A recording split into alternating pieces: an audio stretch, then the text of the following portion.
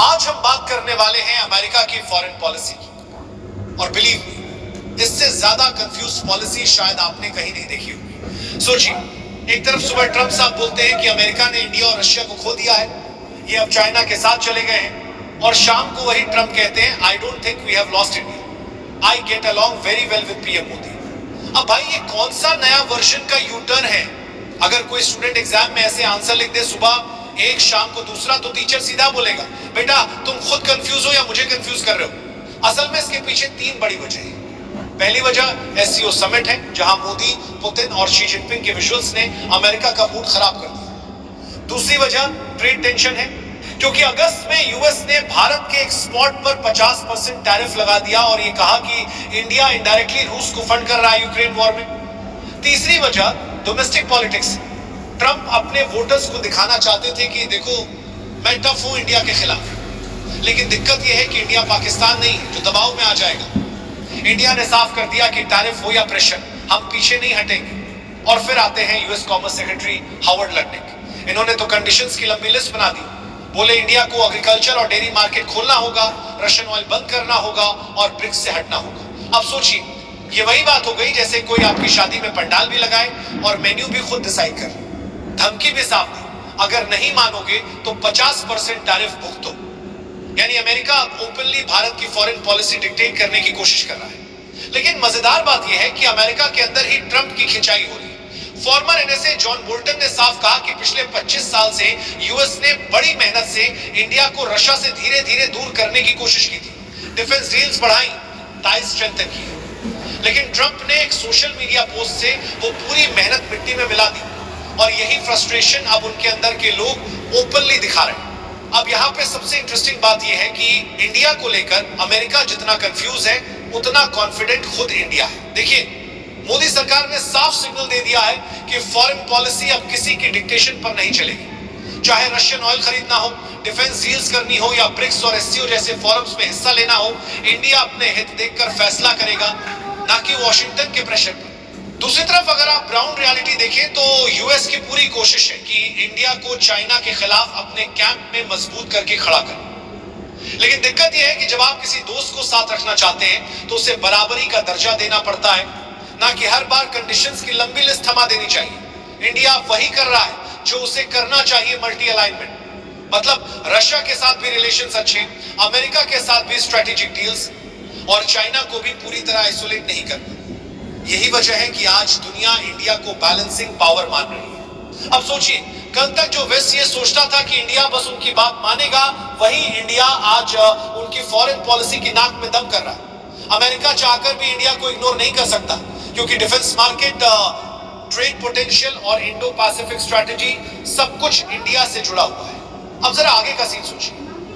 America अगर इसी तरह कंफ्यूज और दबाव डालने वाली स्ट्रैटेजी पर चलता रहा तो उसके सामने दो बड़ी दिक्कतें खड़ी होंगी। पहली, इंडिया अब उस दौर में नहीं है जहां वो दबाव में आ जाए। आज भारत खुद सबसे तेजी से बढ़ती हुई इकोनॉमी है, सबसे बड़ा डिफेंस बायर है, और टेक्नोलॉजी, एनर्जी जैसे हर सेक्टर में उसकी बार्गेनिंग पावर पहले से कहीं ज्यादा है। मतलब सिंपल है, अगर अमेरिका टैरिफ बढ़ाएगा तो इंडिया अल्टरनेटिव मार्केट ढूंढ लेगा। Russia, Middle East, Latin America, हर जगह अब इंडिया के लिए ऑप्शंस खुले हैं। दूसरी दिक्कत यह है कि अगर यूएस ने इंडिया को ज्यादा पुश किया तो वो सीधे सीधे चाइना और रशिया को फायदा पहुंचा देगा। सोचिए, अगर इंडिया ब्रिक्स और एससीओ में और एक्टिवली इन्वॉल्व हो गया, अगर इंडिया रशिया डिफेंस डील्स और बढ़ी, या अगर इंडिया चाइना ट्रेड रिलेशंस और मजबूत हुए, तो सबसे बड़ा नुकसान किसे होगा? ऑब्वियसली अमेरिका को। और यही डर वॉशिंगटन को परेशान कर रहा है। अब सवाल यह है कि इंडिया फ्यूचर में क्या करेगा। देखिए, इंडिया का फॉर्मूला काफी क्लियर है, इश्यू बेस्ड अलाइनमेंट। मतलब जहां फायदा दिखे वहां डील करेंगे। उदाहरण के लिए, अमेरिका से हम एडवांस डिफेंस टेक लेंगे, इंडो पैसिफिक सिक्योरिटी फ्रेमवर्क में हिस्सा लेंगे, लेकिन वहीं रशियन ऑयल भी खरीदेंगे और ब्रिक्स करेंसी इनिशिएटिव को भी सपोर्ट करेंगे। यानी इंडिया अब दोनों तरफ का बैलेंस बनाने में एक्सपर्ट हो चुका है। और सबसे मजेदार बात यह है कि आज जो अमेरिका इंडिया पर दबाव डाल रहा है, वही कल को इंडिया की जरूरत महसूस करेगा। इंडो पैसिफिक में चाइना का बढ़ता इंफ्लुएंस, मिडिल ईस्ट में स्टेबिलिटी और यूरोप में रशिया यूक्रेन वॉर, इन सबको बैलेंस करने के लिए यूएस को इंडिया का साथ चाहिए। और इंडिया जानता है कि जब आपको जरूरत है तो हमें डिक्टेट नहीं कर सकते, हमें रिस्पेक्ट देना पड़ेगा। अब इमेजिन कीजिए, अगर आने वाले वक्त में ट्रंप फिर से पावर में आते हैं और उनकी ये कंफ्यूज फॉरेन पॉलिसी जारी रहती है तो इंडिया के लिए ऑप्शंस और बढ़ जाएंगे। इंडिया कह सकता है भाई तुम हमें छोड़ते हो तो कोई बात नहीं, हमारे पास रशिया और मिडिल ईस्ट है, हमारे पास आसियान और अफ्रीका है। और अगर अमेरिका सोचता है कि इंडिया को इग्नोर करके वो ग्लोबल ऑर्डर बना लेगा तो ये सबसे बड़ी भूल होगी।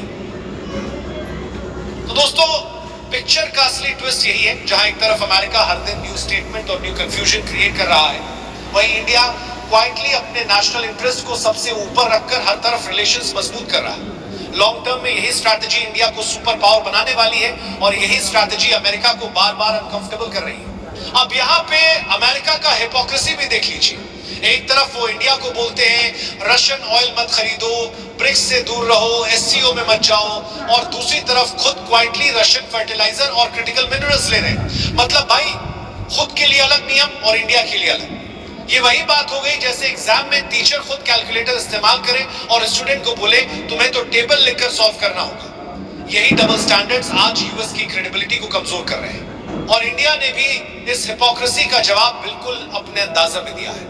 मोदी सरकार ने साफ कहा है कि एनर्जी सिक्योरिटी हमारी प्रायोरिटी है। रशियन ऑयल सबसे सस्ता है तो हम लेंगे, अगर अमेरिका को दिक्कत है तो वो हमें ऑल्टरनेटिव दे, वरना हम किसी का ऑर्डर मानने वाले नहीं हैं। और यही असर्टिवनेस दुनिया भर में नोटिस की जा रही है। Middle east, Africa, south America, सब देशों को अब ये मैसेज जा रहा है कि अगर इंडिया जैसा बड़ा देश अपने हितों के लिए खड़ा हो सकता है तो छोटे देश भी वेस्ट की डिक्टेशन से बाहर निकल सकते हैं। अब ग्लोबल परसेप्शन पर भी नजर डालिए। यूरोप को लग रहा है कि इंडिया का neutral stance Russia Ukraine war में एक्चुअली उनके लिए एक बैलेंसिंग रोल निभा रहा है, क्योंकि इंडिया दोनों से बात कर सकता है, रशिया से भी और यूएस ईयू से भी। यही डिप्लोमेसी आने वाले वक्त में इंडिया को पीस ब्रोकर की तरह प्रोजेक्ट कर सकती है। दूसरी तरफ ग्लोबल साउथ कंट्रीज इंडिया को रोल मॉडल मान रही है कि कैसे एक डेवलपिंग नेशन बिना झुके अपने हितों को सिक्योर कर सकता है।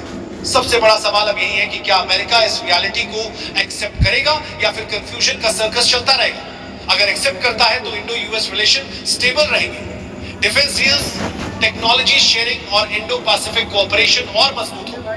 लेकिन अगर अमेरिका ने हर बार do this don't do that वाली अप्रोच रखी तो इंडिया और ज्यादा मल्टीपोलर डिप्लोमेसी की तरफ बढ़ जाएगा और ये यूएस के लिए जियोपॉलिटिकल नाइटमेयर होगा। तो दोस्तों ये था आज का पूरा सीन। एक तरफ अमेरिका जो हर दिन नई कंफ्यूजन वाली कहानी लिख रहा है और दूसरी तरफ इंडिया जो अपने इंटरेस्ट के हिसाब से क्लियर स्ट्रैटेजी के साथ आगे बढ़ रहा है। अमेरिका सोचता है कि वो कंडीशंस और थ्रेट्स देकर इंडिया को कंट्रोल कर लेगा, लेकिन असलियत यह है कि इंडिया अब वही करता है जो उसके लिए बेस्ट है। कहानी सिंपल है, आज का इंडिया किसी की डिक्टेशन पर नहीं चलेगा, चाहे तारीफ लगे, चाहे स्टेटमेंट्स आए या फिर प्रेशर बढ़े। इंडिया की फॉरेन पॉलिसी अब नेशन फर्स्ट मोड पर है और यही बात अमेरिका को सबसे ज्यादा परेशान कर रही है।